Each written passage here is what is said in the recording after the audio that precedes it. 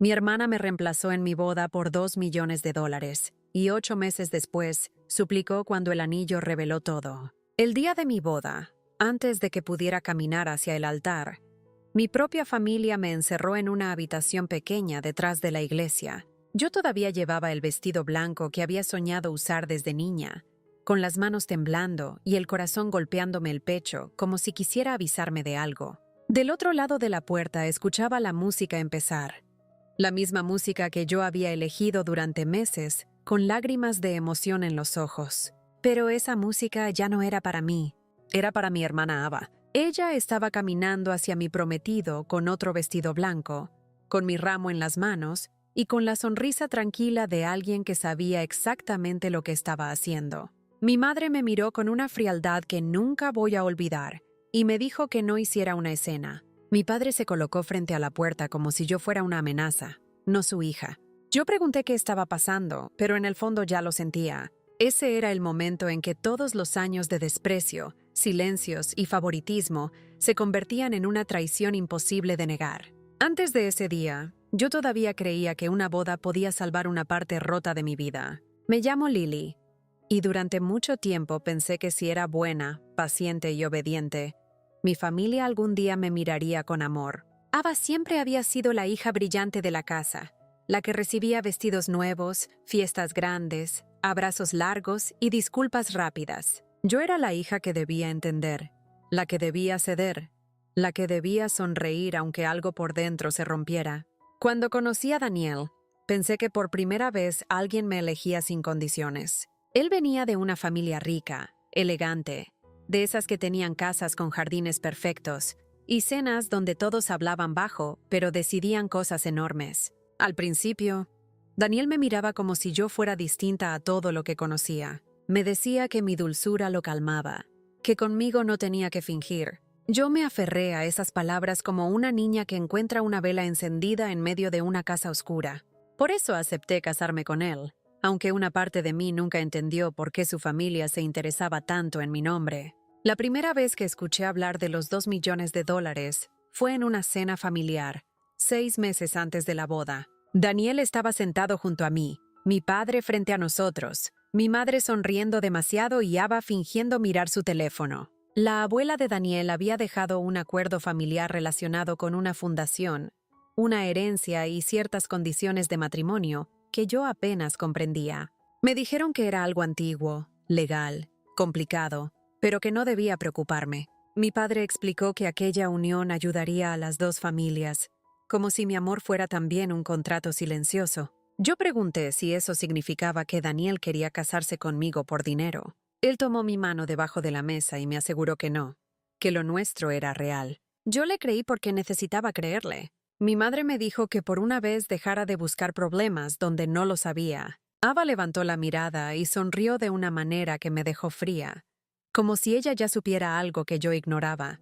Durante los meses siguientes, todo pareció avanzar como un sueño caro que no terminaba de pertenecerme. Había flores, pruebas de vestido, invitaciones con letras doradas y reuniones con personas que hablaban de cláusulas como si fueran detalles de decoración. Mi madre se interesó más en mi boda que en cualquier cosa que yo hubiera hecho antes, pero no de una forma tierna. Ella revisaba cada decisión como si estuviera corrigiendo un proyecto, no acompañando a su hija. Ava aparecía en todas partes, incluso cuando nadie la invitaba. Opinaba sobre mi vestido, sobre mi peinado, sobre la música, sobre las fotos, sobre el menú.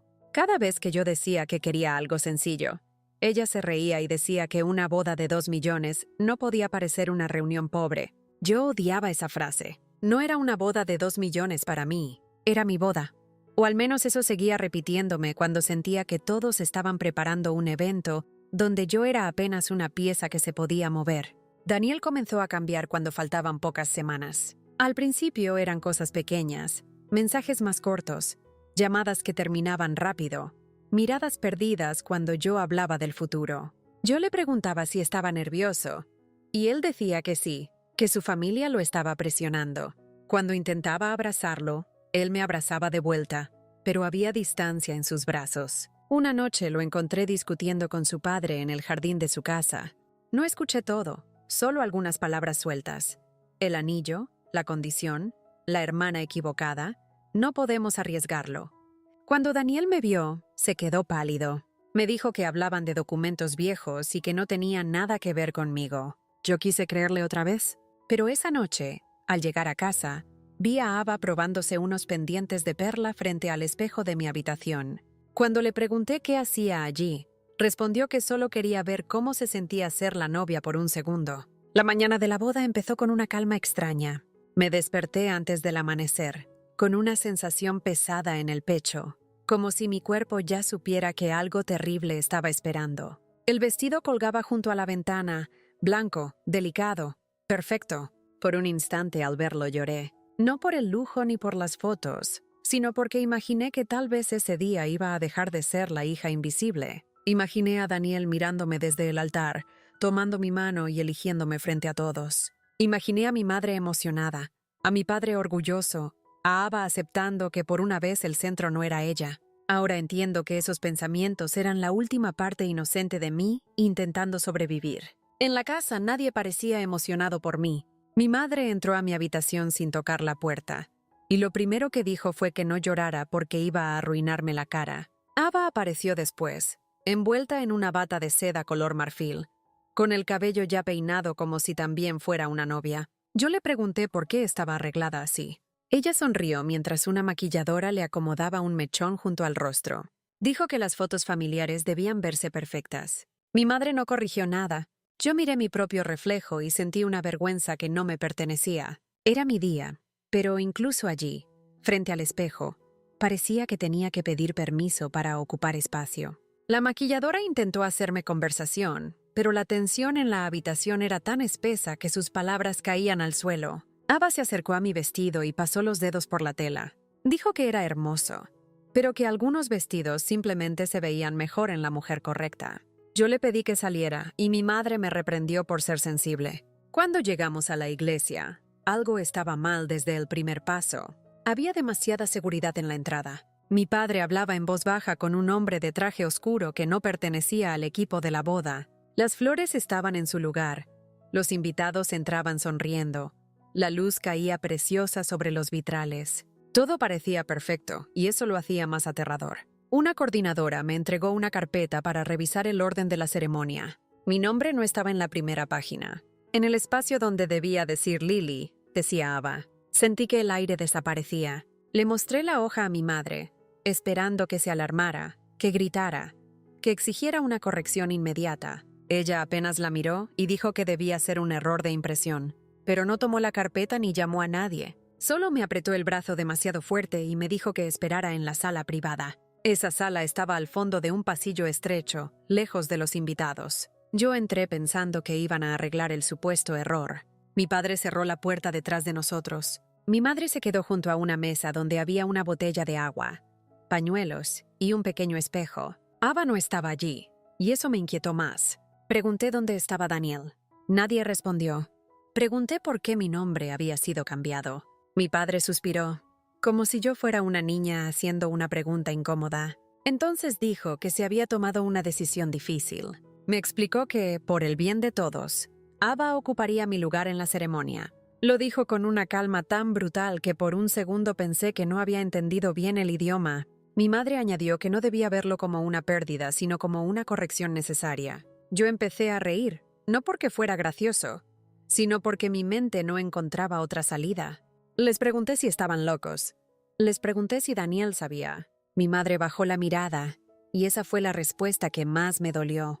Mi padre dijo que Daniel estaba de acuerdo porque Ava era una opción más estable, más presentable, más adecuada para la vida que venía. Yo sentí que esas palabras me atravesaban el vestido, la piel y todos los años en que intenté ganarme su amor. Dije que Daniel me había pedido matrimonio a mí. Dije que esa era mi boda. Dije que los invitados habían venido a verme casarme a mí. Mi padre golpeó la mesa con la palma abierta y me ordenó que bajara la voz. Me dijo que no iba a permitir que mi histeria destruyera un acuerdo de $2 millones. Ahí entendí que nunca me habían visto como una novia. Me habían visto como una firma, como una puerta, como una llave para abrir una caja llena de dinero. Pero algo había cambiado. Algo que aún no me explicaban. Y ahora preferían poner a Ava en mi lugar. Pregunté qué tenía ella que ver con mi matrimonio. Mi madre dijo que Ava sabía comportarse, que Ava entendía la importancia de la familia, que Ava no haría preguntas tontas en el peor momento. Yo la miré esperando ver culpa, pero solo encontré cansancio, como si traicionarme hubiera sido una molestia necesaria. Sentí ganas de arrancarme el velo, sentí ganas de correr por el pasillo y gritar la verdad. Pero mi padre se acercó a la puerta y puso la mano sobre la cerradura. No me tocó, pero no hizo falta. El mensaje era claro. Si yo intentaba salir, me iban a detener. Entonces la puerta se abrió apenas. Ava apareció en el marco, vestida de blanco. No era mi vestido, pero era tan parecido que por un instante el mundo se inclinó. Llevaba un ramo igual al mío, el cabello recogido, los labios pintados de un rosa suave, la expresión dulce que usaba cuando quería engañar a la gente. Mi cuerpo entero se quedó quieto. Ella me miró de arriba a abajo con falsa compasión. Dijo que sabía que eso me dolía, pero que algún día iba a entenderlo. Yo quise pasar junto a ella, pero mi padre dio un paso al frente. Ava levantó la mano izquierda. Todavía no llevaba el anillo principal, pero en su dedo brillaba una banda fina de compromiso que yo reconocí. Era una joya que Daniel había guardado para mí durante la ceremonia. Ella me dijo que algunas historias no pertenecían a quienes las sueñan, sino a quienes saben aprovecharlas. La música comenzó en ese momento. Fue un sonido suave, elegante, cruel. La marcha que yo había elegido llenó el pasillo como una burla. Mis rodillas se debilitaron. Mi madre me tomó del brazo, no para consolarme, sino para impedir que me moviera. Ava respiró hondo, se acomodó el velo y cerró la puerta frente a mí. A través de la madera escuché pasos, murmullos, bancos moviéndose. Los invitados se estaban poniendo de pie. Mi boda estaba empezando sin mí. Yo golpeé la puerta con las manos abiertas y grité el nombre de Daniel. Mi padre me tapó la boca por un segundo. No con fuerza suficiente para dejar marca, pero sí para dejarme una humillación que todavía siento. Me dijo al oído que si salía de esa habitación, todos sabrían que yo era la vergüenza de la familia. No sé de dónde saqué la fuerza para empujarlo.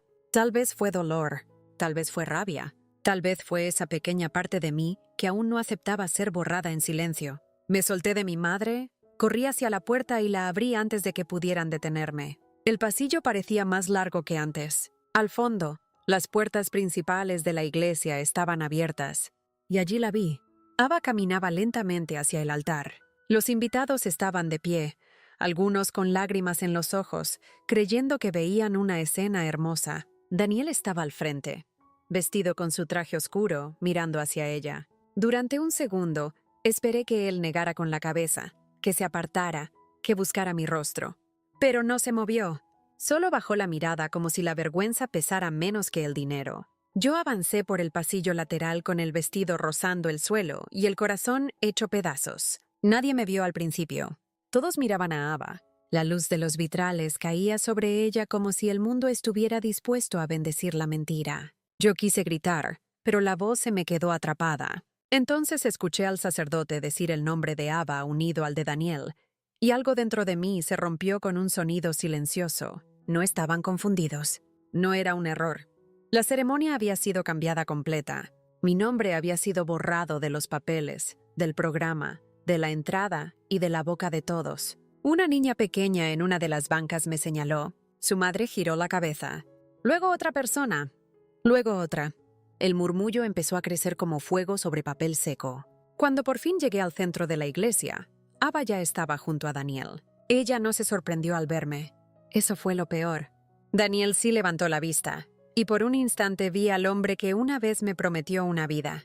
Pero ese hombre desapareció casi de inmediato. Mi madre llegó detrás de mí y soltó una risa nerviosa para los invitados. Dijo que yo estaba emocionada, que había tenido una crisis, que todo estaba bajo control. Mi padre pidió disculpas en voz alta, como si el problema fuera mi presencia y no la traición que estaban cometiendo.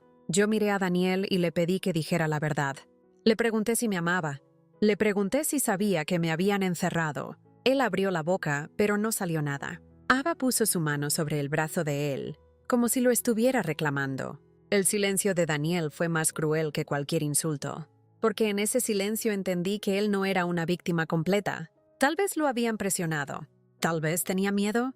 Tal vez había llorado antes de aceptar. Pero estaba allí, Estaba frente al altar con mi hermana. Estaba dejando que todos creyeran que yo era la loca que quería interrumpir una boda ajena. Yo temblaba tanto que el ramo se me cayó de las manos. Las flores blancas rodaron por el suelo de la iglesia. Alguien susurró mi nombre. Alguien más sacó el teléfono. Mi padre me tomó del hombro y me dijo que saliera antes de empeorar las cosas. Yo lo miré y por primera vez en mi vida no vi a mi padre. Vi a un hombre dispuesto a sacrificar a su propia hija para proteger un trato. Ava se acercó lo suficiente para que solo yo pudiera escucharla. Su perfume era dulce, el mismo que había usado en mi cumpleaños número 16 cuando apagó mis velas porque dijo que yo tardaba demasiado. Me mostró la mano derecha, donde sostenía el anillo de la familia de Daniel. Era antiguo, con una piedra clara en el centro y detalles finos alrededor. Yo lo había visto una sola vez en una caja de terciopelo azul. La abuela de Daniel me lo había enseñado antes de morir, acariciándolo con dedos delgados. Ella me había dicho que ese anillo no era solo una joya. Dijo que reconocía a la novia verdadera. Yo pensé que era una frase romántica de una anciana. Ahora Ava lo tenía en la palma como si fuera un trofeo. Me dijo que cuando se lo pusieran, todo lo que yo creía mío iba a pertenecerle a ella. No sé si fue el anillo, la frase de Ava o la mirada vacía de Daniel, pero algo cambió dentro de mí. Dejé de suplicar.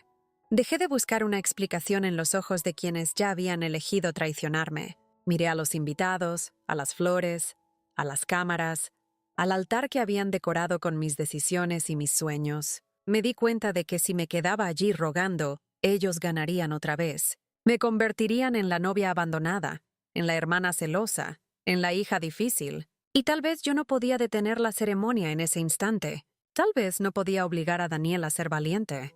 Tal vez no podía hacer que mi madre me amara, pero podía recordar cada rostro, cada palabra, cada mentira. Podía salir de allí con la verdad viva dentro de mí, aunque nadie estuviera listo para escucharla. Mi padre llamó a seguridad. 2 hombres se acercaron despacio, incómodos, como si ellos mismos supieran que algo estaba mal. Yo levanté las manos para que no me tocaran. Caminé hacia la salida con el vestido blanco arrastrándose detrás de mí. Cada paso era una vergüenza pública, pero también era una herida abriéndose para dejar salir algo que llevaba años pudriéndose. Al pasar junto a mi madre, ella me dijo que no volviera a la casa hasta que aprendiera a comportarme. No respondí. Al pasar junto a Ava, vi que su sonrisa temblaba apenas, y al pasar junto a Daniel esperé una última palabra. Una sola. Mi nombre. Una disculpa. Una señal de que todavía había un ser humano dentro de él, pero sus labios permanecieron cerrados mientras el anillo brillaba entre los dedos de mi hermana, esperando ser colocado donde jamás debió estar. Salí de la iglesia con el vestido de novia manchado por el polvo del pasillo y con la sensación de que todos mis huesos se habían vuelto de vidrio. Afuera, el sol seguía brillando como si nada hubiera pasado, como si el mundo no acabara de ver a una chica ser expulsada de su propia boda. Yo me quedé en los escalones, respirando con dificultad, escuchando desde dentro la voz del sacerdote continuar la ceremonia. Nadie salió detrás de mí para defenderme. Nadie gritó que aquello era injusto. Nadie le pidió a Daniel que explicara por qué estaba aceptando casarse con mi hermana mientras yo seguía vestida de novia en la puerta. Las cámaras seguían encendidas. Los invitados seguían murmurando, y mi familia siguió adelante como si yo hubiera sido un pequeño accidente que podían limpiar del suelo. Fue entonces cuando entendí que no solo me habían robado un matrimonio, me habían robado mi lugar en la historia, y estaban escribiendo una versión donde yo aparecía como la villana. Una mujer mayor que conocía a mi madre se acercó a mí con cuidado, sosteniendo su bolso contra el pecho. Me preguntó si necesitaba agua, pero lo hizo con ese tono de lástima que duele más que una burla. Yo no pude responder. Sentía la garganta cerrada, los labios secos, las manos frías. A través de las puertas abiertas escuché aplausos suaves, y ese sonido me atravesó como una aguja. No sabía si ya habían terminado los votos, o si todos estaban aplaudiendo para tapar la incomodidad. Miré hacia el estacionamiento buscando mi teléfono, pero lo había dejado en la habitación donde me encerraron. Mi bolso también estaba allí. Mi madre se había asegurado de que yo saliera sin nada, sin llaves, sin dinero, sin documentos, sin voz. Solo tenía mi vestido, mis zapatos incómodos y la humillación pegada a la piel. La mujer volvió a preguntarme algo. pero yo solo pude bajar los escalones y alejarme antes de que alguien más viera cómo me rompía. Caminé hasta el jardín lateral de la iglesia, donde estaban las flores preparadas para las fotos familiares. Había un arco cubierto de rosas blancas, exactamente como yo lo había pedido. Recuerdo que lo miré y pensé en lo absurdo que era todo. Durante meses, yo había elegido cada detalle con la ilusión tonta de una novia que quería que su día fuera especial. Había discutido con Daniel sobre las canciones. Había probado pasteles. Había guardado servilletas con nuestras iniciales. Había imaginado fotos donde mi sonrisa por fin no sería fingida. Y ahora mi hermana iba a posar bajo ese arco. Mi hermana iba a levantar el ramo. Mi hermana iba a besar al hombre que me había prometido una vida. Mis decisiones, mis gustos, mis sueños, todo seguía allí, intacto, pero ahora usado para decorar su mentira. Me senté en una banca de piedra detrás de unos arbustos y me doblé hacia adelante, abrazándome el estómago, tratando de no gritar. No sé cuánto tiempo pasó antes de que la puerta lateral se abriera. Pensé que tal vez Daniel había venido. Esa esperanza me dio vergüenza incluso antes de girar la cabeza. Pero no era él. Era mi padre. Venía caminando rápido, con la mandíbula apretada y el rostro rojo de rabia, no de culpa. Detrás de él estaba mi madre, sosteniendo mi bolso como si fuera algo sucio. Mi padre me dijo que había arruinado una ceremonia elegante con mi comportamiento. Yo lo miré sin poder creer que esas fueran sus primeras palabras. Le dije que ellos me habían encerrado. Le dije que Ava estaba casándose con mi prometido. Le dije que todos habían visto lo que me hicieron. Mi madre soltó una risa seca y respondió que todos habían visto a una muchacha desesperada haciendo un escándalo porque no supo aceptar una decisión adulta. Esa frase me dejó helada. No estaban tratando de esconder la mentira. Estaban tratando de convertirla en la nueva verdad. Mi padre me entregó mi bolso, pero antes sacó mi teléfono y lo guardó en su bolsillo. Dijo que no podía confiar en que yo no publicara tonterías en Internet.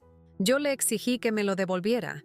Él se acercó lo suficiente para que yo sintiera su aliento, y me dijo que pensara muy bien en lo que iba a hacer, porque todavía dependía de ellos. Me recordó que mi cuenta bancaria tenía poco dinero, que mi nombre seguía en documentos familiares, que no tenía casa propia, y que la gente siempre creería más en una familia respetable que en una novia histérica. Mi madre añadió que si yo cooperaba, podrían ayudarme a explicar mi ausencia de una forma menos vergonzosa. Según ella, dirían que tuve una crisis emocional y que decidí no casarme en el último minuto. Ava, por amor a la familia, había aceptado ocupar mi lugar para no perder el acuerdo. Lo dijo como si mi hermana fuera una heroína y yo una carga que todos habían tenido que cargar demasiado tiempo. Yo sentí que la rabia empezaba a subir por mi pecho, lenta y caliente. Pregunté por los 2 millones. Mi padre apartó la mirada.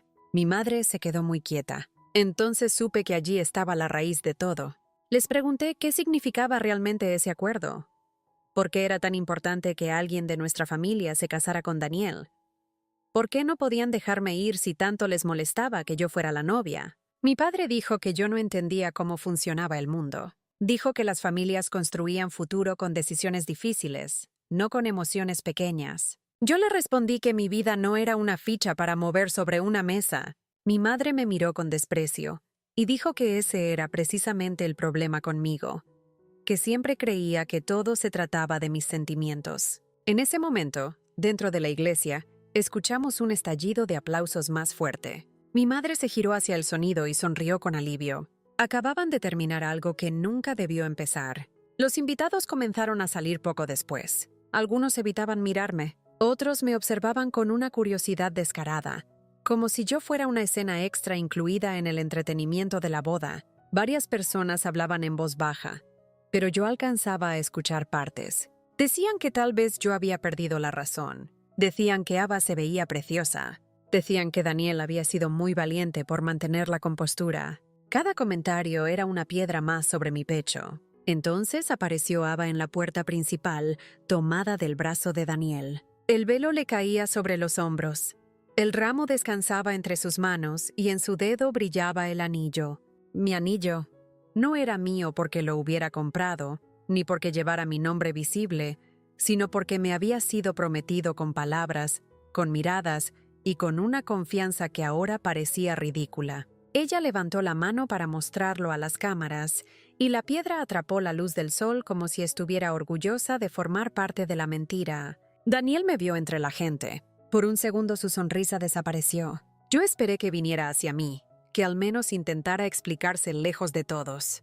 Pero Ava apretó su brazo y él se quedó donde estaba. Un fotógrafo les pidió que se acercaran al arco de rosas, el mismo arco donde yo había imaginado mi primera foto como esposa. Mi madre caminó hacia ellos de inmediato, acomodándole el velo a Ava con ternura. Mi padre saludó a Daniel como si acabara de ganar algo. Yo me quedé al borde del jardín, sintiéndome invisible y demasiado visible al mismo tiempo. Ava posó con naturalidad, inclinando la cabeza sobre el hombro de Daniel. Él obedecía cada instrucción del fotógrafo, pero su rostro tenía una rigidez que yo no había visto antes. No sé si era culpa, miedo o simple incomodidad. En ese momento no me importó.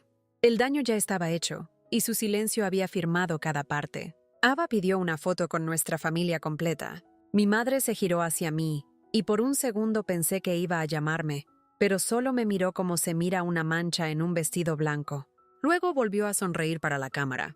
El fotógrafo, confundido, preguntó si yo también debía entrar en la foto. Nadie respondió de inmediato. Ese silencio fue tan humillante que varios invitados se quedaron quietos. Ava soltó una pequeña risa y dijo que yo no estaba de humor para fotos. Todos rieron un poco, nerviosos, porque la gente suele reír cuando no quiere mirar la crueldad de frente. Yo di un paso hacia atrás. Una prima se acercó y me susurró que tal vez era mejor que me fuera antes de empeorar las cosas.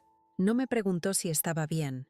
No preguntó por qué llevaba vestido de novia si la novia era otra. Solo me pidió que desapareciera para que los demás pudieran seguir cómodos. Me fui caminando hacia la calle principal. No tenía teléfono, pero llevaba algunas monedas en una bolsita pequeña dentro del bolso. Me quité los zapatos porque ya me estaban cortando los talones y caminé descalza sobre la acera caliente. Cada coche que pasaba parecía disminuir la velocidad para mirarme. Una novia sola, llorando, sin ramo, sin familia, sin destino. Pensé en volver a la casa, pero mi madre ya me había dejado claro que no era bienvenida.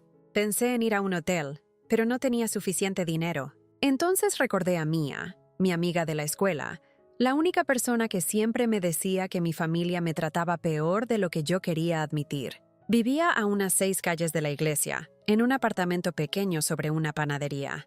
Llegué allí con el vestido recogido en las manos y los pies sucios. Cuando abrió la puerta y me vio, no hizo preguntas al principio. Solo me abrazó tan fuerte que por fin pude llorar sin sentir que estaba cometiendo un delito. Mia me metió al apartamento, cerró la puerta y me llevó hasta el sofá. Su madre me trajo agua, una manta y una toalla húmeda para los pies. Nadie me pidió que me calmara. Nadie me dijo que estaba exagerando. Eso, después de todo lo que había pasado, casi me destruyó más. Cuando por fin pude hablar, conté la historia en pedazos. La habitación cerrada, el programa con el nombre de Ava, Daniel en el altar, el anillo en su dedo. Mia escuchaba con las manos apretadas, cada vez más pálida. Su madre se persignó en silencio. Cuando terminé, Mia me preguntó dónde estaba mi teléfono. Le dije que mi padre lo había tomado. Ella no perdió tiempo. Me prestó el suyo y me dijo que entrara a mis cuentas. Pero ya era tarde. Mi familia había cambiado contraseñas de algunas cosas, y mi perfil principal estaba lleno de notificaciones. Alguien había subido un video de mi entrada a la iglesia, pero cortado de una forma que me hacía parecer descontrolada. El video se estaba compartiendo rápido. El título decía que una hermana celosa había intentado arruinar la boda de la novia. En los comentarios, desconocidos se burlaban de mí. Decían que Daniel había esquivado una bala. Decían que Ava se veía más elegante. Decían que yo parecía desesperada por dinero. Cada frase era una mano empujándome otra vez hacia el suelo de esa iglesia. Intenté explicar desde la cuenta de Mia, pero mi comentario se perdió entre risas, insultos y versiones inventadas. Entonces vi una publicación de mi madre. Era una foto de Ava y Daniel bajo el arco de rosas, con un texto largo sobre la fortaleza familiar, las decisiones dolorosas y el amor que vence el caos. No decía mi nombre, pero todos sabían que hablaba de mí. Mi madre había convertido mi humillación en una lección pública. Mi padre había comentado debajo que estaba orgulloso de quienes eligieron la dignidad sobre el drama. Yo sentí náuseas. Daniel no me escribió ese día. Pasaron horas. Mia me convenció de cambiarme de ropa. Su madre guardó mi vestido en una bolsa grande. con una delicadeza que me hizo llorar de nuevo. Al anochecer, cuando la fiesta seguramente seguía en el salón, recibí un mensaje desde un número desconocido. Era Daniel. No me pidió perdón.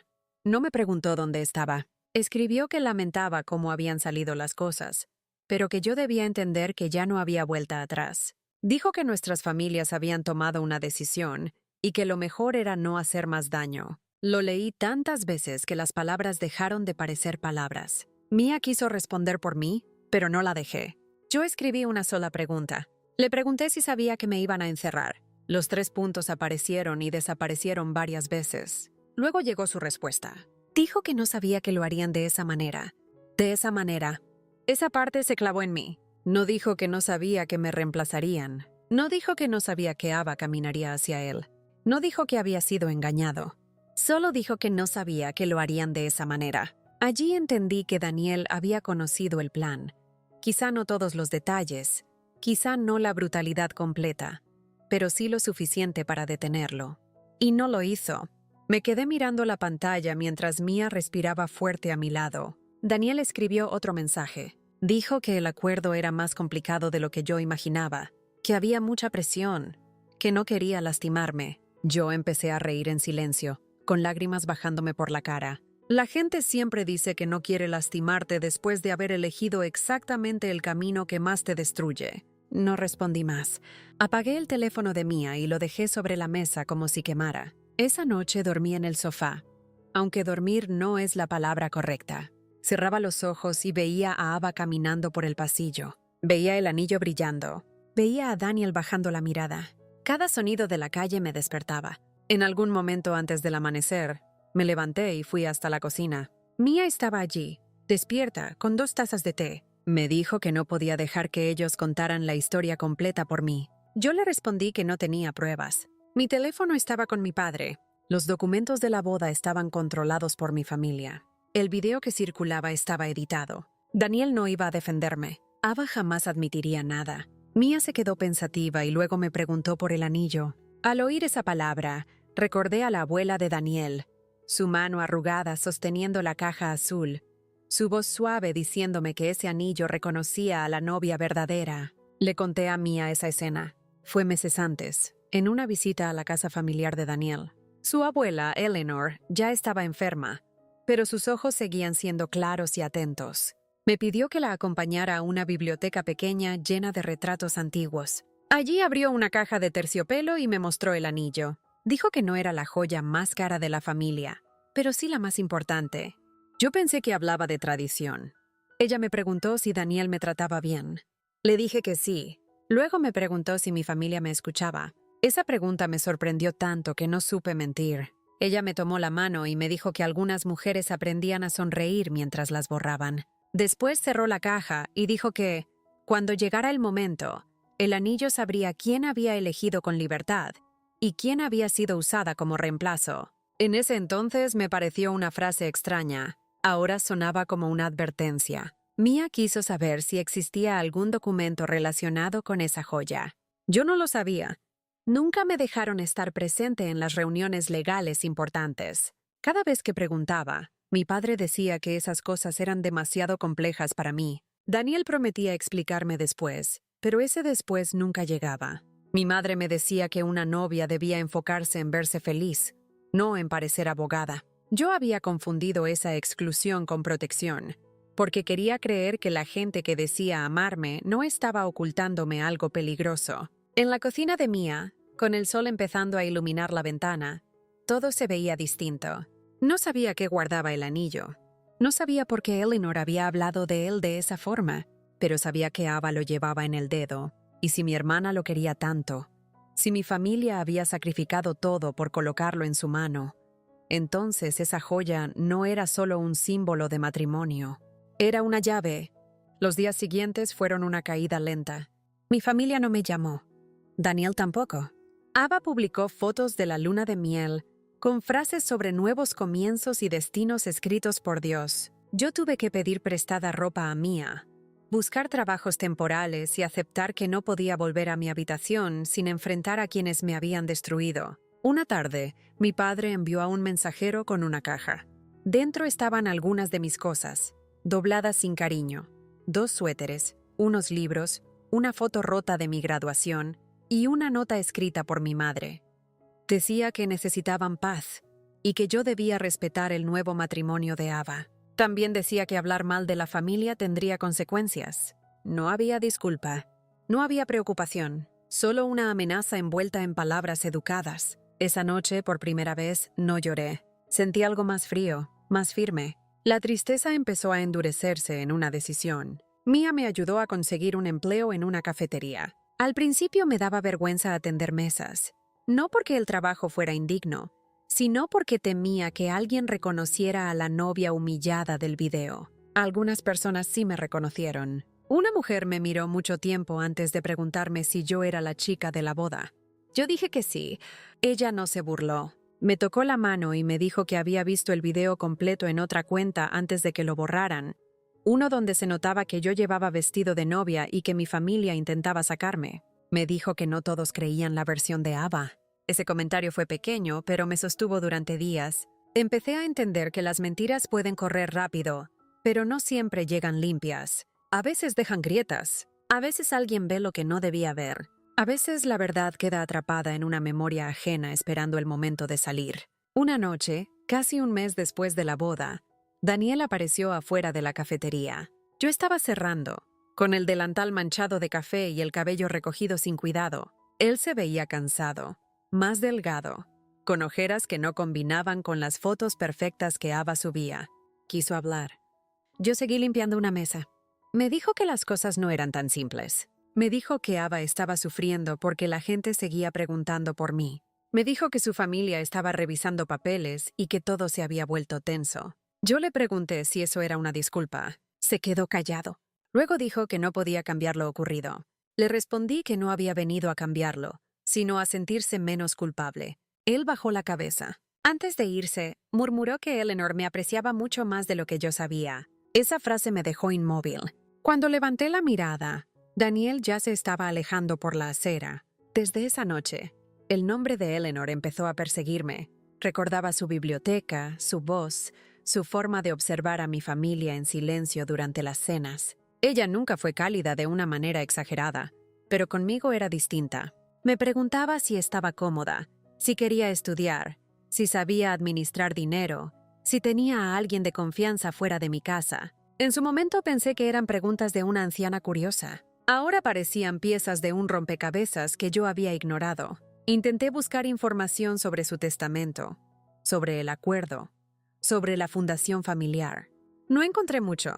Las familias ricas saben esconder sus secretos detrás de palabras elegantes, pero cada búsqueda me hacía sentir menos indefensa. Había una historia legal debajo de mi humillación. Había documentos, firmas, condiciones, y donde existen documentos también pueden existir pruebas. Ava, mientras tanto, seguía actuando como si hubiera ganado, pero sus fotos empezaron a cambiar. Ya no aparecían tantas sonrisas de Daniel. Ya no había cenas familiares grandes. Su mano con el anillo aparecía siempre en primer plano. Demasiado perfecta, demasiado intencional. Yo miraba esas imágenes aunque me dolieran, porque algo en mí necesitaba estudiar el escenario del crimen. Una vez noté que Ava llevaba el anillo en una cadena, no en el dedo. Otra vez vi una marca roja alrededor de su piel, como si la joya le hubiera apretado. Pensé que era casualidad.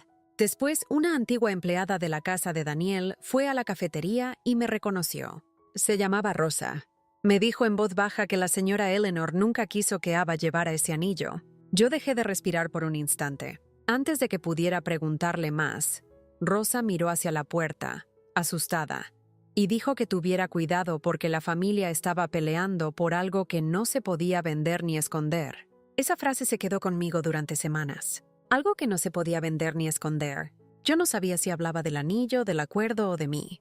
Pero empecé a guardar todo. Capturas de publicaciones, mensajes de Daniel, la nota de mi madre, el programa de la boda que Mia consiguió de una invitada, testimonios pequeños de personas que habían visto fragmentos reales. No tenía una estrategia clara, solo una necesidad de no permitir que mi vida fuera borrada sin dejar rastro. Cada prueba era un pedacito de mi nombre regresando a mis manos. A veces, al final de mis turnos, me sentaba en la cama de Mia y revisaba esa carpeta como quien toca las paredes de una casa que intenta construir desde cero. Todavía dolía. Todavía soñaba con el altar. Pero ya no era la misma chica que golpeaba una puerta cerrada rogando salir. Algo en mí estaba aprendiendo a esperar. El 8º mes llegó con lluvia. Recuerdo esa noche porque la cafetería había cerrado temprano por una tormenta fuerte y las calles estaban vacías. Mia estaba visitando a su madre, así que yo estaba sola en el apartamento, doblando ropa limpia y escuchando el agua golpear las ventanas. Alguien llamó a la puerta con golpes desesperados. No esperaba a nadie. Me acerqué despacio y miré por la mirilla. Al principio no la reconocí. El cabello pegado al rostro, el maquillaje corrido, el abrigo empapado. Luego vi la mano levantada contra la puerta. En el dedo llevaba el anillo. La piedra brillaba bajo la luz del pasillo, pero había algo distinto. Una línea fina se había abierto en el borde, como si la joya tuviera una pequeña boca revelando un secreto. Era Ava, mi hermana, la novia que me reemplazó, y estaba llorando como si el mundo que me había robado acabara de caerle encima. Ava estaba frente a mi puerta con el mismo anillo que me había robado, pero ya no parecía una reina celebrando una victoria. Parecía una niña perdida en una tormenta que por fin había entendido que no todos los tronos son seguros. La lluvia le caía por el cabello, le corría el maquillaje por las mejillas y le hacía temblar los labios de una forma que yo nunca había visto en ella. Mi primera reacción no fue compasión, fue miedo. Después vino la rabia, una rabia vieja, enterrada durante 8 meses bajo turnos dobles. Noches sin dormir y sonrisas fingidas para clientes que no sabían que yo había sido destruida en una iglesia. Ella golpeó otra vez la puerta, más suave, como si ahora recordara que yo podía elegir no abrir. Y esa simple idea, que yo podía dejarla afuera, me hizo sentir por primera vez que algo había cambiado de verdad. Abrí la puerta solo lo suficiente para verla mejor, sin quitar la cadena de seguridad. Ava levantó la mano izquierda y el anillo brilló bajo la luz amarilla del pasillo. La piedra seguía en su lugar, pero el aro no era el mismo. Una parte diminuta del borde se había separado, dejando ver una línea interior que antes no existía. No era una rotura común. Parecía una pieza escondida que se había abierto con precisión, como si el anillo hubiera guardado un secreto durante años y por fin hubiera decidido respirar. Ava me dijo que necesitaba hablar conmigo, pero su voz ya no tenía ese tono dulce y venenoso que usaba para humillarme. Sonaba rota. Sonaba desesperada. Sonaba como alguien que había corrido hasta mi puerta no porque quisiera verme, sino porque ya no tenía a quién más engañar. Yo no abrí por completo. Le pregunté qué quería. Ella miró hacia ambos lados del pasillo, como si alguien la hubiera seguido. Me dijo que no podía volver a casa de Daniel, que mis padres no contestaban, que el abogado de la familia había pedido una reunión urgente y que todo era culpa del anillo. Esa última palabra me atravesó. Durante 8 meses, ese anillo había sido para mí una imagen de tortura. Lo veía en fotos, en recuerdos, en pesadillas. Era el círculo brillante que había cerrado mi vida anterior y abierto una herida que nadie más quiso mirar. Pero ahora Ava lo miraba como si fuera una amenaza. Como si esa joya, que ella había levantado con orgullo frente a las cámaras, se hubiera convertido en una prueba contra ella. No dije nada. Solo seguí observando su mano temblorosa mientras la lluvia formaba gotas en la piedra. Ava empezó a hablar rápido, atropellando las palabras. Me contó que el anillo se había abierto esa mañana, durante una discusión con Daniel. Dijo que él intentó quitárselo porque necesitaban llevarlo al abogado.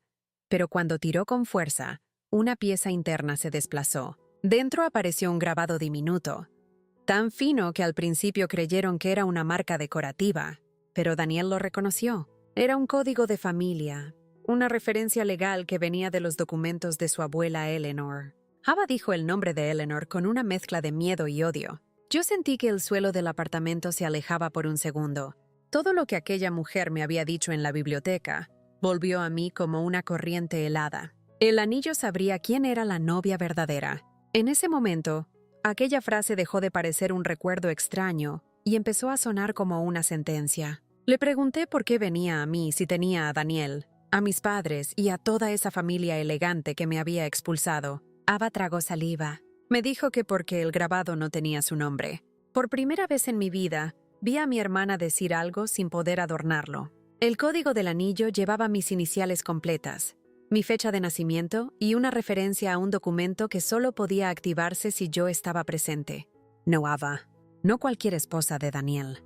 Yo, Lily, la muchacha que sacaron de la iglesia con el vestido arrastrando por el suelo, la hija que llamaron inestable, la hermana que convirtieron en burla pública. Sentí que la sangre me subía al rostro. No era alivio todavía. Era una mezcla peligrosa de dolor y poder, porque el mundo que me había negado una explicación acababa de mandar a mi ladrona a pedírmela en mi propia puerta. Cerré la puerta un momento, quité la cadena y volví a abrir. No la invité con cariño. La dejé pasar porque necesitaba escuchar cada palabra. Ava entró al apartamento mirando alrededor con incomodidad, como si el lugar donde yo había aprendido a sobrevivir fuera demasiado pequeño para ella. Yo noté su mirada y casi sonreí. Durante años, ella había tenido mi habitación más grande, mis oportunidades, la atención de mis padres, mi boda y hasta el hombre que creí amar. Pero esa noche, en mi sala prestada, ella era quien no sabía dónde poner las manos. Le di una toalla sin decir nada. Se sentó en el borde del sofá, empapando el suelo, con el anillo apretado contra el pecho. Yo me quedé de pie. No quería que se confundiera. No era una reconciliación. Era una declaración silenciosa de que esta vez ella hablaría desde abajo y yo escucharía sin arrodillarme. Me contó que los primeros meses después de la boda habían sido una pesadilla disfrazada de luna de miel. Las fotos que subía eran elegidas con cuidado, pero detrás de cada imagen había discusiones, llamadas legales y una familia que la miraba con creciente desconfianza. Daniel se había vuelto frío casi de inmediato. Según Ava, él apenas la tocaba, apenas la miraba, apenas dormía en la misma habitación. La familia de él nunca terminó de aceptarla. Su padre la trataba con educación dura, como si fuera una invitada incómoda. La madre de Daniel le hacía preguntas sobre la ceremonia que ella no sabía responder. Y el dinero, ese bendito dinero por el que todos me sacrificaron, no llegó. El fondo de 2 millones quedó bloqueado. Cada intento de liberarlo generaba nuevas solicitudes, nuevas revisiones, nuevas condiciones. Ava dijo que todos pensaron que era un problema de papeleo. Yo la miré y sentí una calma amarga. Para ellos mi vida destruida había sido papeleo. Luego llegaron las peleas entre las familias. Mis padres acusaban a Daniel de no cumplir. Daniel acusaba a mis padres de haber forzado demasiado la sustitución. Ava acusaba a todos de haberle prometido una vida que no podía tocar. La familia de Daniel decía que Eleanor había preparado cláusulas más estrictas de lo que imaginaban. Nadie quería admitir que el problema era simple. Habían puesto a la persona equivocada en el altar. Habían intentado convertir un fraude emocional en una ceremonia elegante. Habían sonreído para las cámaras creyendo que una iglesia llena de testigos podía hacer verdadera una mentira. Mientras Ava hablaba, yo recordaba la banca de piedra, mis pies descalzos en la calle, el video editado, la nota de mi madre. Cada detalle volvía, no como una herida abierta, sino como evidencia. Mi dolor tenía forma. Mi humillación tenía nombres. Mi silencio había guardado todo. Le pregunté si Daniel sabía desde el principio. Ava apretó los labios. Durante unos segundos volvió a aparecer mi hermana de siempre, calculando cuánto podía decir sin perder ventaja. Pero el anillo en su mano la traicionaba. Me dijo que Daniel sabía que yo sería apartada antes de la ceremonia, aunque no sabía que mis padres iban a encerrarme en una habitación. Otra vez esa frase. No sabía que lo harían de esa forma. Sentí una punzada en el pecho, pero no fue tan profunda como la primera vez. Ya había llorado por Daniel lo suficiente. Ava agregó que él había aceptado porque su familia creía que el acuerdo podía mantenerse si se casaba con una hija de mis padres. Ava era más manejable, más ambiciosa, más dispuesta a firmar sin preguntar. Y yo, según ellos, me había vuelto un riesgo porque hacía demasiadas preguntas y porque Eleanor me había tomado demasiado cariño. Eleanor. Ese nombre llenó el apartamento como si la anciana estuviera sentada con nosotras. Yo le pedí a Ava que me contara todo lo que sabía de ella. Ava bajó la mirada y dijo que Eleanor nunca confió en mis padres. La había visto observarlos durante cenas familiares, escuchando cómo mi madre hablaba por mí, cómo mi padre respondía a mis preguntas, cómo Ava me interrumpía sin que nadie la corrigiera. Eleanor empezó a pedir reuniones privadas con sus abogados después de conocerme. Daniel le contó eso a Ava una noche, borracho y furioso, diciendo que su abuela había complicado todo por culpa de una idea sentimental sobre proteger a Lily. Yo sentí que los ojos se me llenaban de lágrimas, pero no lloré, no delante de Ava. No todavía. Aquella mujer, que apenas me conoció unos meses, había visto algo que mi propia familia negó durante toda mi vida. Ava se levantó de golpe y empezó a caminar por la sala. Dijo que no había venido para hablar de sentimientos, sino porque el abogado exigía mi presencia al día siguiente. Si yo no iba, el caso podía escalar. Podían investigar la ceremonia, los documentos, las firmas, la transferencia del acuerdo, incluso los mensajes previos a la boda. Ella dijo investigación como si fuera una enfermedad contagiosa. Me contó que mis padres estaban aterrados porque habían firmado declaraciones afirmando que yo había renunciado voluntariamente al matrimonio y que Ava había sido autorizada como reemplazo por razones familiares. Yo solté una risa seca. Yo nunca firmé nada. Ava lo sabía. Daniel lo sabía. Mis padres lo sabían. Pero durante 8 meses habían vivido encima de esa mentira creyendo que, si nadie me escuchaba, la falsificación emocional sería suficiente. Ahora parecía que también había papel falso en medio de todo. Le pregunté si habían usado mi firma. Ava no respondió enseguida, y ese silencio fue respuesta suficiente. Se me helaron las manos. No era solo una boda robada. No era solo una traición familiar. Habían podido falsificar documentos en mi nombre para sostener el reemplazo. Ava dijo que ella no vio a nadie firmar por mí, pero que había papeles preparados, consentimientos, renuncias, autorizaciones. Mi padre decía que todo estaba bajo control. Mi madre decía que yo era demasiado inestable para manejar la verdad. Daniel decía que el abogado de la familia arreglaría los detalles. Y Ava, por supuesto, no hizo preguntas porque el vestido le quedaba bien y el premio parecía enorme. Yo la escuché sin parpadear. Por dentro algo se rompió de otra manera. Ya no era amor. Ya no era duelo. Era la comprensión de que mi familia no solo me había quitado un día, había intentado borrar mi voluntad legalmente. Ava empezó a llorar más fuerte. Dijo que si el fondo quedaba cancelado, ella y Daniel perderían la casa que habían comenzado a comprar. Mis padres perderían una parte de sus inversiones y la familia de Daniel podría demandarlos a todos. Me pidió que fuera a la reunión y dijera que todo había sido un malentendido, que yo me había asustado, que aceptaba regularizar los papeles, que no quería destruir a nadie. La escuché y sentí una calma tan fría que casi me asustó. Después de 8 meses, después de verla caminar hacia mi altar, después de soportar insultos en internet y amenazas de mi madre, mi hermana no venía a confesar por arrepentimiento. Venía a salvar lo que había robado. Venía a pedirme que prestara mi nombre por segunda vez, pero ahora con una sonrisa menos segura y un anillo abierto como una herida en la mano. Le dije que no iba a mentir para protegerla. Ava levantó la cabeza, sorprendida, como si todavía pensara que bastaba con llorar para moverme. Me dijo que yo no entendía lo que estaba en juego. Yo respondí que entendía perfectamente. En juego estaba mi nombre, mi vida, mi verdad, mi derecho a no ser usada. Ava se puso de pie y por un momento vi regresar el veneno antiguo. Me dijo que yo siempre había sido dramática, que si no fuera por mi necesidad de hacer preguntas, todo habría salido bien. Esa frase terminó de cerrar la puerta que quedaba entre nosotras. Me acerqué a ella despacio y le dije que todo salió mal porque robar una vida no es un plan, es un crimen esperando testigos. Ava retrocedió como si la palabra crimen hubiera entrado en la sala con más fuerza que la tormenta. En ese momento escuchamos pasos en la escalera. Ava se puso rígida. Yo también. Alguien subía despacio, no como un vecino cualquiera, sino como una persona que no quería ser oída. Mia todavía no había vuelto.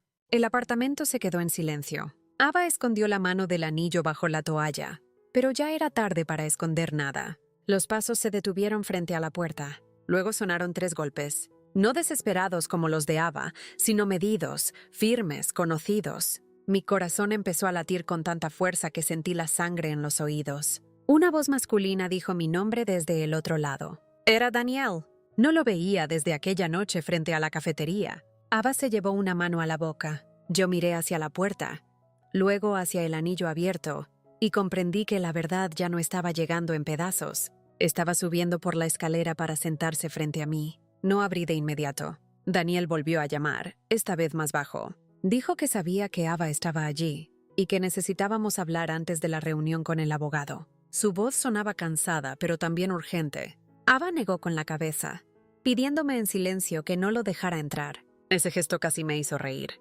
8 meses antes, ella me había dejado fuera de mi propia boda sin parpadear. Ahora temía que alguien entrara en una habitación donde la mentira ya no podía controlar el aire. Caminé hacia la puerta y apoyé la mano en la cerradura. Recordé la iglesia. Recordé el pasillo. Recordé cómo esperé una sola palabra de Daniel y no la recibí. Esta vez, él esperaba que yo abriera. Esa diferencia me sostuvo como una columna invisible. Abrí la puerta solo un poco, lo suficiente para verlo empapado, pálido, con una carpeta negra bajo el brazo y los ojos llenos de algo que ya no podía llamarse amor, sin insultar mi memoria. Daniel entró cuando me aparté, pero no se acercó a mí. Miró a Ava. Luego miró el anillo en su mano y todo su rostro se hundió. Parecía un hombre que había pasado meses intentando mantener cerrada una tumba. Y de pronto, veía una mano salir de la tierra. Me dijo que no debía haberme enterado así. Yo le respondí que había muchas cosas que no debieron pasar así. Él bajó la mirada. La carpeta negra goteaba sobre el suelo. Ava le preguntó si había hablado con el abogado. Daniel asintió. Dijo que al abrirse el anillo, el código interno había sido enviado a revisión. El abogado confirmó que pertenecía a un apéndice del testamento de Eleanor, uno que casi nadie de la familia había leído completo porque estaba sellado hasta que se cumpliera una condición. Esa condición, dijo Daniel, era que existiera una disputa sobre la identidad de la novia. Me quedé quieta, sintiendo que cada palabra abría una puerta nueva. Daniel explicó que Eleanor había previsto la posibilidad de manipulación, no solo por parte de su familia, sino también por parte de la mía. Había dejado instrucciones muy concretas. Si alguien intentaba sustituir a la novia elegida, si había presión familiar, si se usaba el matrimonio para liberar dinero sin consentimiento claro, el anillo debía funcionar como prueba de activación. Yo no entendía cómo una joya podía probar algo así, hasta que Daniel puso la carpeta sobre la mesa y sacó una copia ampliada del grabado. Allí estaban mis iniciales, mi fecha de nacimiento, un número de documento y una frase legal resumida que mencionaba consentimiento personal, presencia física y aceptación libre de Lily. Mi nombre entero apareció en la hoja como si hubiera estado enterrado bajo la iglesia desde el principio, esperando que alguien dejara de mentir. Ava empezó a decir que eso no podía ser válido, que una joya no podía decidir un matrimonio, que Eleanor estaba confundida cuando hizo esas cláusulas. Daniel la miró con cansancio y le dijo que no era el anillo el que decidía, sino los documentos que el anillo identificaba. La joya era solo la llave, el marcador, la prueba de que Eleanor sabía exactamente a quién quería proteger. Entonces Daniel se volvió hacia mí. Por primera vez desde la boda, me miró sin esconderse. Dijo que su abuela había pedido que yo recibiera asesoría independiente antes de cualquier firma. Dijo que había dejado un video para mí, una carta y una condición que nadie quiso cumplir. Mi madre y mi padre sabían parte de eso. Daniel también. Ava también lo supo antes de caminar al altar. El aire se volvió pesado. Ya no había espacio para medias verdades. Yo miré a los dos y pregunté cuánto tiempo pensaban dejarme vivir como si yo hubiera sido la culpable. Ninguno respondió. Ese silencio no era igual al de la iglesia. Aquel día, el silencio me destruyó porque todavía esperaba amor. Esta vez, el silencio los condenó porque yo ya no necesitaba que me eligieran para saber lo que valía. Daniel intentó decir mi nombre, pero levanté una mano para detenerlo. No quería ternura tarde. No quería explicaciones envueltas en culpa. Quería hechos. Le pedí que dejara la carpeta sobre la mesa y saliera. Ava protestó, diciendo que necesitábamos ir juntos al abogado, que si yo no iba las cosas empeorarían. Yo le respondí que sí iría, pero no por ella, no por Daniel, no por mis padres. Iría porque durante 8 meses todos habían hablado por mí, y al día siguiente iban a escuchar mi voz sin poder encerrarme en ninguna habitación. Daniel me miró como si quisiera decir algo más. Quizá una disculpa, quizá una súplica, quizá una versión más suave de su cobardía. No se lo permití. Le dije que si tenía algo importante que decir, lo dijera delante del abogado y con documentos sobre la mesa. Ava lloraba en silencio, pero ya no me movía. No porque me hubiera vuelto cruel, sino porque por fin entendía que la compasión sin límites había sido la puerta por donde todos entraron a robarme. Daniel recogió su abrigo, dejó la carpeta y caminó hacia la salida. Antes de irse, dijo que mi padre también estaría en la reunión. Mi madre también, y que la familia de Eleanor había solicitado la presencia de un notario externo. Esa última parte hizo que Ava se cubriera el rostro. Yo no sabía quién era ese notario, ni qué documento guardaba, pero vi en sus reacciones que el día siguiente no sería una conversación privada, sería una exposición. Cuando Daniel se fue, el apartamento quedó en una calma extraña. La lluvia seguía golpeando las ventanas, pero dentro todo parecía suspendido. Ava se quedó sentada, abrazada a la toalla con el anillo entre los dedos. Por primera vez, no se veía poderosa, ni hermosa, ni elegida. Se veía pequeña. Me preguntó si podía quedarse hasta que parara la lluvia. Yo la miré largo rato. Una parte de mí quiso decirle que no, que sintiera aunque fuera una noche lo que era ser expulsada sin lugar a donde ir. Pero otra parte, no más débil sino más consciente, supo que no necesitaba copiar su crueldad para demostrar mi fuerza. Le dije que podía esperar en la silla junto a la puerta, pero que no dormiría allí. Ella aceptó sin discutir. Eso me mostró cuánto miedo tenía. Yo pasé el resto de la noche leyendo la carpeta. Cada página parecía confirmar una traición distinta. Había correos impresos, referencias al fondo de 2 millones, condiciones del testamento de Eleanor, notas sobre consentimiento, advertencias sobre sustitución de beneficiaria, menciones a reuniones a las que nunca fui invitada. Mi nombre aparecía una y otra vez, pero siempre en documentos que otros habían manejado sin mí. Me encontré leyendo con las manos firmes. Eso me sorprendió. 8 meses antes, una sola mirada de mi madre podía hacerme dudar de mi propia memoria. Ahora tenía papeles, fechas, mensajes, contradicciones. Y tenía algo más importante: la certeza de que mi dolor no era exageración. Era evidencia emocional de un crimen familiar. Al amanecer, cuando el cielo empezó a ponerse gris claro, ya sabía que no iba a entrar en esa oficina como la muchacha abandonada de la iglesia. Iba a entrar como la única persona que todavía no había contado la verdad completa. Mia llegó temprano y encontró a Ava dormida sentada, con la cabeza inclinada y el anillo apretado en la mano. Yo estaba en la mesa, rodeada de papeles, con los ojos secos y una taza de café frío. Mia no dijo nada al principio. Solo miró la escena y entendió que la historia había cambiado durante la noche. Le expliqué todo en voz baja mientras Ava seguía dormida. Mia me escuchó con esa expresión que mezcla miedo y orgullo.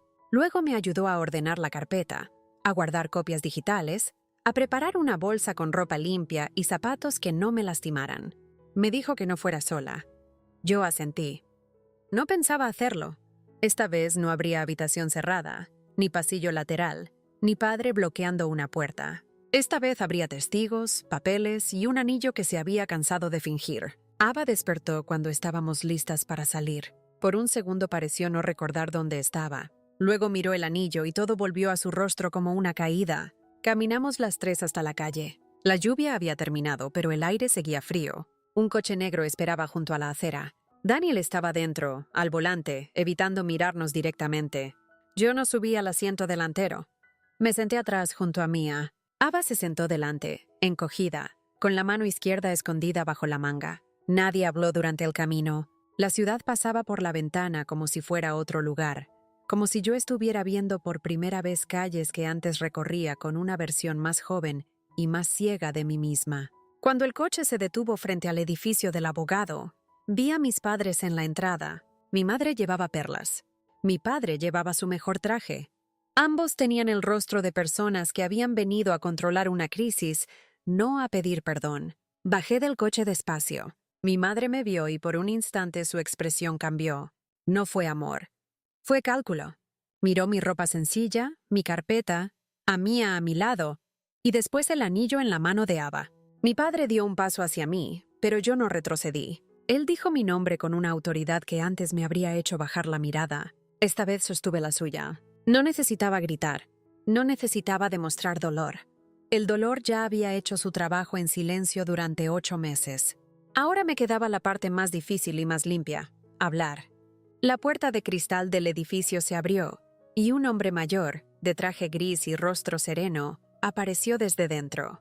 No conocía su nombre, pero reconocí la caja azul de terciopelo que llevaba bajo el brazo, la misma caja donde una vez Eleanor me mostró el anillo. Entonces supe que lo que iba a revelarse allí no había comenzado con mi boda, sino mucho antes, cuando alguien decidió protegerme de una familia que todavía no sabía hasta dónde sería capaz de llegar. El hombre de traje gris permaneció junto a la puerta de cristal, observándonos en silencio. No tenía la expresión nerviosa de los abogados que intentan apagar incendios familiares. Tampoco parecía impresionado por el dinero, los apellidos o las apariencias. Había una calma extraña en él, una calma que me recordó inmediatamente a Eleanor. Durante un segundo tuve la sensación absurda de que ella había enviado a alguien para terminar una conversación que la muerte dejó pendiente. El hombre sostuvo la caja azul bajo el brazo y nos invitó a entrar. Mi padre intentó tomar el control de la situación de inmediato. Caminó hacia él, extendió la mano y empezó a hablar sobre malentendidos y confusiones legales.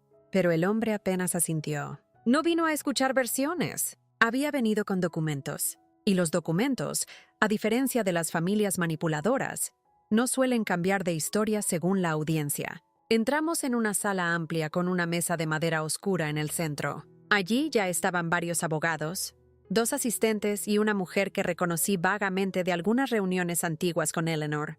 La mujer me sonrió con una calidez discreta. Mis padres evitaron mirarla. Daniel se sentó al extremo derecho de la mesa. Ava ocupó una silla junto a él, aferrándose al anillo como si aún creyera que podía convencerlo de permanecer de su lado. Mia se sentó junto a mí. Agradecí su presencia más de lo que podía expresar. Durante años enfrenté sola a mi familia porque me hicieron creer que nadie más vería lo que ocurría. Tener a alguien a mi lado cambiaba todo. El hombre de traje gris tomó asiento frente a nosotros y colocó la caja azul sobre la mesa. Luego dijo su nombre. Era Thomas Whittaker. Había trabajado con Eleanor durante más de 20 años. Mi madre intentó sonreír. Dijo que todos lamentaban mucho que las cosas hubieran llegado tan lejos. Mi padre añadió que las familias a veces cometían errores emocionales durante eventos importantes. Thomas Whittaker lo dejó terminar. Después abrió una carpeta gruesa y preguntó algo muy simple. Preguntó si yo había autorizado por escrito la sustitución de mi persona en la ceremonia matrimonial celebrada 8 meses atrás. La pregunta cayó sobre la mesa como una piedra. Mi padre abrió la boca. Mi madre miró al abogado de la familia. Ava bajó la cabeza. Yo respondí con una sola palabra. No. Thomas asintió y tomó una nota. Luego preguntó si yo había firmado alguna renuncia voluntaria relacionada con el matrimonio, el fondo económico o cualquier acuerdo vinculado a la familia de Daniel. Volví a responder que no. Otra anotación, otra grieta en la versión que habían construido. Entonces Thomas pidió que se mostraran ciertos documentos. Un asistente colocó varias copias sobre la mesa. Reconocí mi nombre inmediatamente. También reconocí algo más. La firma al pie no era mía. Era una imitación torpe, una versión deformada de mi letra. Sentí un escalofrío recorrerme la espalda. Durante meses sospeché que podían haber usado mi nombre. Ahora lo veía frente a mis ojos. Mi madre se puso pálida. Mi padre intentó intervenir diciendo que aquellos papeles habían sido preparados por asesores. Thomas levantó una mano sin alterar la voz. Dijo que la procedencia exacta sería investigada después. Primero debían aclarar otra cuestión. Miró directamente a Ava y le pidió el anillo. Ava dudó. Fue apenas un segundo, pero todos lo vieron. Finalmente se quitó el anillo y lo colocó sobre la mesa. Thomas abrió la caja azul y sacó una pequeña herramienta metálica. Con movimientos precisos presionó una zona específica del aro. La parte interior volvió a abrirse, revelando el grabado oculto. Esta vez todos pudieron verlo claramente. Mi nombre completo estaba allí. No las iniciales, no una referencia ambigua. Mi nombre completo. Lily Grace Parker. Debajo aparecía un código legal y una fecha. Mi madre cerró los ojos. Daniel parecía incapaz de apartar la vista. Yo me quedé inmóvil. Había pasado 8 meses sintiéndome borrada.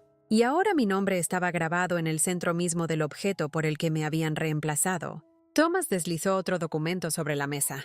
Explicó que Eleanor había previsto la posibilidad de coerción familiar. No solo por parte de una familia, por ambas. Durante años observó las dinámicas entre nosotros. Observó cómo yo era constantemente ignorada. Observó la obsesión de algunos familiares por el fondo económico asociado al matrimonio. Y observó algo más. La creciente presión para convertir una unión personal en una transacción financiera. Por esa razón creó un protocolo de protección. Si existía cualquier duda sobre el consentimiento de la novia designada, el fondo quedaría congelado automáticamente hasta que la situación fuera revisada por terceros independientes. La novia designada era yo. Siempre fui yo. Nunca Ava. Mi padre golpeó la mesa. Fue la primera vez que perdió completamente la compostura. Dijo que aquello era absurdo. Dijo que Eleanor no podía controlar la vida de personas adultas desde la tumba. Dijo que Ava y Daniel estaban legalmente casados. Thomas lo escuchó con paciencia. Luego abrió otro sobre. Dentro había una grabación transcrita de Eleanor. La anciana había dejado instrucciones específicas para ser leídas únicamente si se activaba la cláusula de protección. Thomas comenzó a leer. La voz escrita de Eleanor llenó la sala. Decía que el matrimonio debía surgir de una elección libre. Decía que cualquier intento de sustituir, presionar o manipular a Lily invalidaría automáticamente la liberación de fondos. Decía que quien participara conscientemente en dicha manipulación asumiría responsabilidad legal y financiera. Y terminaba con una frase que me hizo contener las lágrimas. Decía que ninguna joven debía ser sacrificada para satisfacer la ambición de quienes confunden amor con dinero. El silencio posterior fue devastador. Ya no quedaban muchas mentiras disponibles. Daniel fue el primero en hablar. Lo hizo con la voz rota. Admitió que conocía parte del plan antes de la boda. Dijo que creyó que el acuerdo seguiría siendo válido mientras una hija de mi familia estuviera presente. Admitió que tuvo dudas. Admitió que vio señales de que aquello estaba mal. Y admitió que no tuvo el valor de detenerlo. Mientras hablaba, evitó mirarme. Quizá porque sabía que la cobardía no se vuelve menos dolorosa por ser confesada. Ava empezó a llorar. Dijo que todos le aseguraron que yo superaría la situación. Dijo que le prometieron que el dinero llegaría después de algunos trámites. Dijo que pensó que por una vez merecía algo grande, pero incluso mientras hablaba, sonaba más preocupada por lo perdido que por el daño causado. Mi madre intentó cambiar la dirección de la conversación. Dijo que las familias cometen errores. Dijo que nadie actuó con mala intención. Thomas volvió a abrir una carpeta. Dentro había correos electrónicos, mensajes, registros de reuniones. Allí aparecían conversaciones donde mis padres discutían cómo mantenerme alejada de ciertos documentos. Conversaciones donde se mencionaba la conveniencia de presentarme como emocionalmente inestable. Conversaciones donde se evaluaba el impacto mediático de sustituirme por Ava. A medida que se leían los fragmentos, la expresión de mi madre se desmoronaba. Mi padre dejó de interrumpir. Incluso los abogados parecían incómodos. La verdad tenía una característica desagradable para quienes viven de las apariencias. Cuando aparece completa, elimina cualquier refugio elegante. Entonces llegó el momento más importante de toda la reunión. Thomas tomó un documento final y explicó que el fondo de 2 millones no pertenecía ni a Daniel ni a mi familia. Tampoco era una recompensa automática por casarse. Era un patrimonio protegido destinado a apoyar proyectos específicos de la persona beneficiaria seleccionada por Eleanor. Esa persona era yo. El dinero estaba vinculado a educación, emprendimientos y estabilidad personal.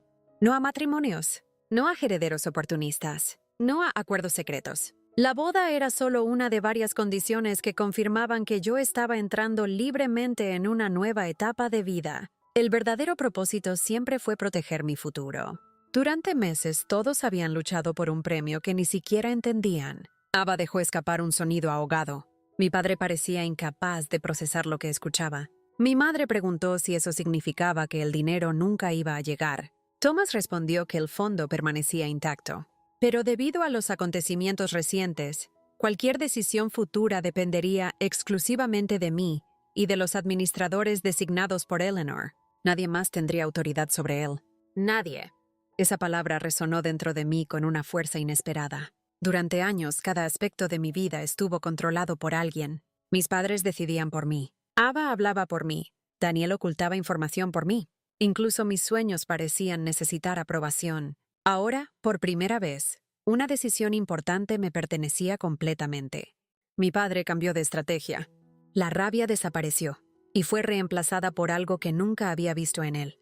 Miedo. Me pidió que pensara con calma. Dijo que seguíamos siendo familia. Dijo que todos habían cometido errores bajo presión. Mi madre comenzó a llorar. Lágrimas reales o estratégicas, ya no podía distinguirlas. Ava se acercó a mí. Me tomó la mano y me pidió que no permitiera que las investigaciones avanzaran. Dijo que perderían la casa, que perderían inversiones, que quedarían arruinados. Escuché cada palabra con atención. 8 meses antes me habrían destruido. 8 meses antes habría sentido culpa. Pero la culpa solo funciona cuando aún crees que eres responsable de salvar a quienes te dañan. Respiré profundamente y observé a cada uno de ellos. Mi padre, mi madre, Eva, Daniel, todos estaban allí porque necesitaban algo de mí. No porque finalmente comprendieran mi dolor. No porque lamentaran haberme encerrado.